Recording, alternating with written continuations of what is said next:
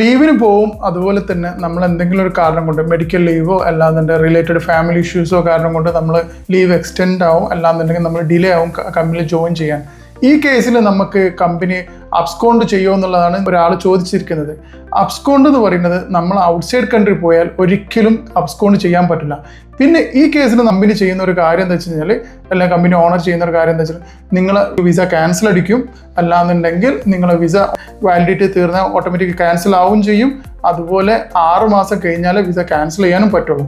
അപ്പോൾ മാക്സിമം നിങ്ങൾ ലീവിന് പോയി കഴിഞ്ഞാൽ കമ്പനിയെ ബുദ്ധിമുട്ടിക്കാതെയും അതുപോലെ തന്നെ നിങ്ങൾ എന്താക്കുക, നിങ്ങളെ പ്രോബ്ലംസും കാര്യങ്ങളും ഇൻഫോം ചെയ്യുക. അബ്സ്കോണ്ട് അടിക്കും എന്നുള്ള ഒരു പേടി നിങ്ങൾക്ക് വേണ്ട. ക്യാൻസൽ ഒരു 6 മാസം കഴിഞ്ഞാൽ ക്യാൻസൽ അടിക്കാനുള്ള ഓപ്ഷൻ ഉണ്ട്. പാർട്ണർ വിസയിലുള്ളവരാണെന്നുണ്ടെങ്കിൽ 1 വർഷം കഴിഞ്ഞാൽ ക്യാൻസൽ ചെയ്യാനുള്ള ഓപ്ഷൻ ഉള്ളൂ. അതുപോലെ വിസ ഓട്ടോമാറ്റിക്കലി വാലിഡിറ്റി തീർന്നാൽ ക്യാൻസൽ ആവും ചെയ്യും.